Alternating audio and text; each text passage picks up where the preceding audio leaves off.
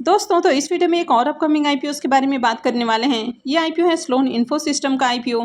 तो चलिए जानते हैं कि कंपनी क्या काम करती है, इसके फाइनेंशियल कैसे हैं, ग्रे मार्केट में इसका प्रीमियम किस प्राइस के ऊपर ट्रेड कर रहा है और आगे इस आईपीओ में अप्लाई करना है या फिर नहीं करना है। तो चलिए वीडियो को शुरू करते हैं। लेकिन इससे पहले कि मैं वीडियो को शुरू करूँ, अगर आप इस चैनल पर पहली बार विजिट कर रहे हैं या फिर आपने चैनल अब तक सब्सक्राइब नहीं किया है तो चैनल को सब्सक्राइब कर लें और साथ में वीडियो को भी लाइक कर दें। तो सबसे पहले स्लोन इन्फो सिस्टम आईपीओ के डिटेल्स को देखें तो आईपीओ 3 मई से ओपन होने वाला है और 7 मई को क्लोज होगा। फेस वैल्यू 10 रुपये पर शेयर है। बुकिंग प्राइस 79 रुपीज़ है और 1600 शेयर्स का लॉट है। आईपीओ के साइज को देखें तो आईपीओ 11.06 करोड़ का है और पूरा का पूरा फ्रेश इशू का आईपीओ है और ये एसएमई आईपीओ है। कंपनी एनएसई एसएमई के ऊपर लिस्ट होने वाली है। इस आईपीओ के रिजर्वेशन पोर्शन को देखें तो इसमें भी QIB का पोर्शन नहीं है, तो इसमें सिर्फ रिटेल और चेन्नई के लिए पोर्शन रखा गया है और दोनों के लिए 50-50% का पोर्शन दिया गया है। इस आईपीओ के लीड मैनेजर को देखें तो जावा कैपिटल सर्विसेज प्राइवेट लिमिटेड ये इसका लीड मैनेजर है। केफिन टेक्नोलॉजी लिमिटेड इसका रजिस्ट्रार है और आफ्टर ट्रेड शेयर्स ब्रोकिंग इसका मार्केट मेकर है। इसके बिजनेस की बात करें तो कंपनी दिसंबर 2022 में ही इनकॉर्पोरेट हुई है और ये कंपनी एक इंडियन कंपनी है जो कि आईटी हार्डवेयर सॉल्यूशंस प्रोवाइड करवाती हुई देखने को मिलती है। तो कंपनी यहाँ पर कई तरह के जो आईटी इक्विपमेंट्स है तो उनको सेल करने और साथ में रेंट पे देने का भी काम करती है, जैसे कि लैपटॉप है, डेस्कटॉप है, सर्वर है, वर्क स्टेशन है। अब यहाँ पर कंपनी जो कॉर्पोरेट क्लाइंट है तो इनको भी आईटी सॉल्यूशन सर्विसेज ऑफर करती है, जैसे कि क्लाउड सर्वर है या फिर आईटी इक्विपमेंट से जो रिलेटेड सर्विसेज हैं तो इस तरह के सर्विसेज देने का काम करती है। तो इसके जो बिजनेस सेगमेंट है तो उसको अलग अलग कैटेगरीज में डिवाइड किया जा सकता है। तो सबसे पहला हो जाता है sale of laptop computer and computer peripherals. Second हो जाता है sale of other IT related products. तीसरा हो जाता है आईटी सर्विस सॉल्यूशंस और चौथा हो जाता है रेंटल सर्विसेज। अब यहाँ पर कंपनी जिस तरह की देखने को मिल रही है तो कंपनी का कोई यूनिक बिजनेस मॉडल आपको देखने को नहीं मिलता है। इसके अलावा कंपनी के अगर एम्प्लॉयज़ की भी बात करें तो यहाँ पर 8 इनके पेरोल के ऊपर एम्प्लॉयज़ देखने को मिलते हैं और 6 इनके कॉन्ट्रैक्टल एम्प्लॉयज़ आपको देखने को मिल जाते हैं। अब यहाँ पर देखें तो कंपनी भी काफ़ी छोटी है। इस तरह के बिजनेसेस मार्केट में बहुत सारे आपको देखने को मिल जाते हैं।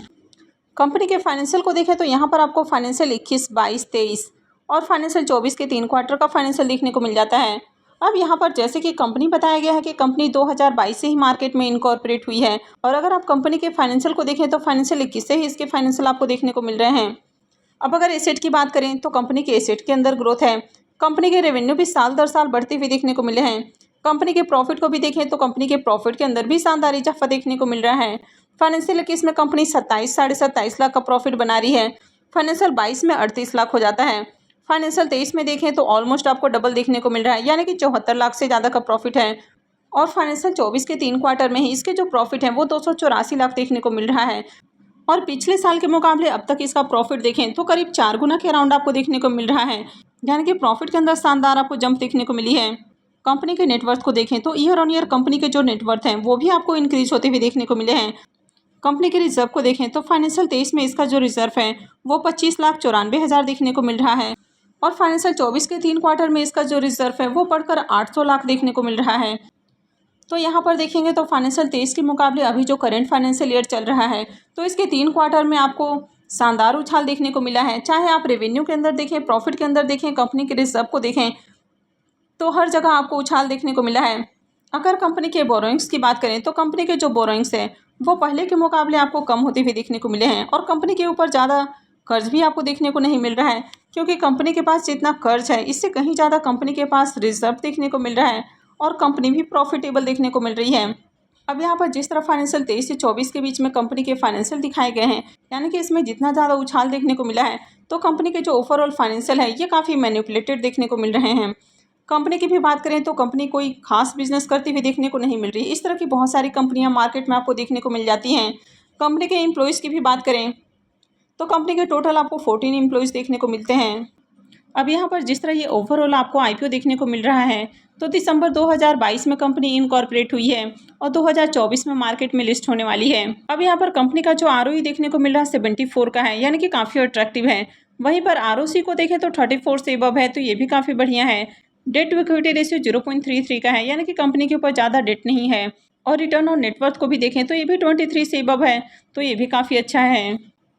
अब इस कंपनी के पी मल्टीपल को देखें तो इसका जो पी मल्टीपल है वो 19.51 का देखने को मिल रहा है, जबकि अगर इसके पीयर कंपनीज की पी को देखें तो ब्रिस टेक्नोविजन का जो पी मल्टीपल है वो 14.61 का है और बेंचमार्क कंप्यूटर का जो पी मल्टीपल है वो मात्र 0.03 का देखने को मिल रहा है। यहाँ पर जो स्लोन इन्फो सिस्टम कंपनी आपको देखने को मिल रही है तो ये कंपनी काफ़ी ओवरवैल्यूड प्राइस के ऊपर अपना आईपीओ लाती हुई देखने को मिल रही है, यानी कि इसकी जो मार्केट में लिस्टेड पेयर्स हैं तो उनसे काफ़ी ओवरवैल्यूड प्राइस के ऊपर ये आईपीओ आती हुई देखने को मिल रहा है।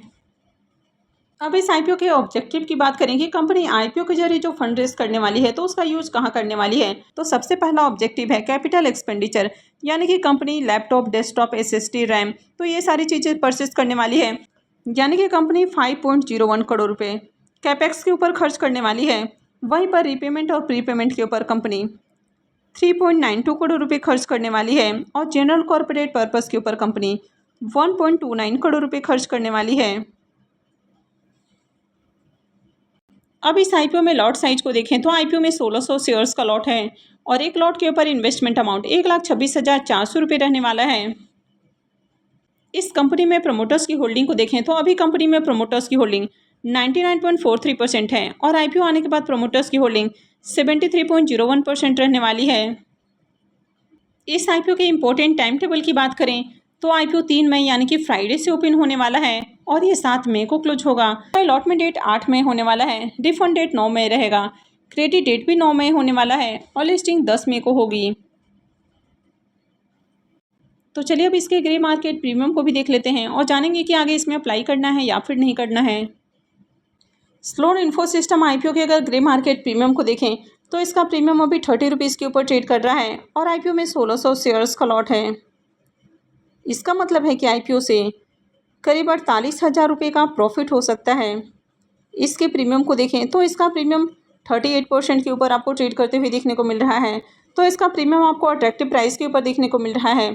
अब इस तरह के बिजनेसेस की बात करें तो कंपनी हाईली कॉम्पिटेटिव सेगमेंट में आपको डील करती हुई देखने को मिल रही है, यानी कि company laptop, computer, hardware, software इस तरह की चीज़ें सेल करती है और रेंट पर देने का काम करती है, यानी कि क्लाउड और आईटी से रिलेटेड सर्विसेज देने का काम करती है। तो इस तरह के जो बिजनेसेस हैं तो इनको कुछ खास इंफ्रास्ट्रक्चर की ज़रूरत नहीं होती है, एक ऑफिस रूम से भी इस तरह का जो बिज़नेस है वो शुरू किया जा सकता है। अब यहाँ पर कंपनी दिखाया गया है कि 2022 से ही शुरू हुई है, यानी कि दिसंबर 2022 से शुरू हुई है और इसके बावजूद कंपनी के अगर आप फाइनेंशियल को देखेंगे तो कंपनी के फाइनेंशियल बहुत अट्रैक्टिव देखने को मिलते हैं और खासकर फाइनेंशियल 23 से 24 के बीच में देखें तो करेंट फाइनेंशियल ईयर में कंपनी के फाइनेंशियल के अंदर शानदार जंप आपको देखने को मिल रही है। तो काफ़ी बार इस तरह का जब आईपीओ लाया जाता है तो यहाँ पर काफ़ी सारी चीज़ें मैनिपुलेट की जाती हैं। अब कंपनी हो या फिर नहीं हो, काफ़ी बार आपने पहले भी देखा है, 2020 में भी बहुत सारी आपको ऐसी कंपनी आती हुई देखने को मिली थी जो कि एक्चुअल में कंपनी नहीं थी, सिर्फ पेपर पर कंपनियाँ तैयार की गई थी। अब यहाँ पर देखें तो ग्रे मार्केट में भी डिमांड आपको देखने को मिल रही है। अब ग्रे मार्केट में अगर डिमांड आपको देखने को मिल रही है तो इसको देखकर सभी इसमें अप्लाई करेंगे, यानी कि रिटेलर्स और एचएनआईज इन दोनों की ओर से आईपीओ में सब्सक्रिप्शन आती हुई देखने को मिलेगा और यहाँ पर क्यूआईबीज का पोर्शन नहीं है, तो ये आईपीओ तो काफ़ी रिस्की है। लेकिन जब मार्केट के अंदर डिमांड आपको देखने को मिलती है तो काफ़ी बार आईपीओस की लिस्टिंग भी आपको बढ़िया प्राइस के ऊपर देखने को मिलती है, तो इसलिए सेमी आईपीओस बहुत ज़्यादा रिस्की हो जाते हैं। तो इस तरह की जो कंपनियाँ हैं ये एक ऑफिस रूम से शुरू की जा सकती है, तो इस तरह की कंपनियाँ कभी भी शुरू की जा सकती हैं और कभी भी बंद भी की जा सकती हैं। अब यहाँ पर देखें तो इस कंपनी में 14 एम्प्लॉयज़ दिखाए गए हैं, यानी कि बहुत ही छोटी कंपनी है। अभी ग्रे मार्केट में डिमांड है तो आगे इसमें आईपीओ में हो सकता है कि बढ़िया सब्सक्रिप्शन भी लगते हुए देखने को मिले और आईपीओस की लिस्टिंग भी आपको बढ़िया प्राइस के ऊपर देखने को मिल सकती है, तो यहाँ पर अप्लाई करना थोड़ा रिस्की हो सकता है। तो अगर आईपीओ में आगे बढ़िया सब्सक्रिप्शन आते हुए देखने को मिलता है, ग्रे मार्केट में आगे भी डिमांड बनी रहती है, तो इसमें लिस्टिंग गेन के लिए अप्लाई किया जा सकता है, लेकिन कभी भी इनको होल्ड करके नहीं रखना है। आपको प्री ओपन में जो भी आपको प्रॉफिट या लॉस होता है तो उसको बुक करके एग्जिट करना है। तो मैं आगे भी इससे रिलेटेड अपडेट आपको देती रहूँगी, तो इसके लिए आप चैनल से जुड़े रहें और चैनल को सब्सक्राइब करके रखें। और अगर आपने इस वीडियो को अब तक लाइक नहीं किया है तो वीडियो को भी लाइक कर दें और वीडियो को अंत तक देखने के लिए आप सबका बहुत बहुत धन्यवाद।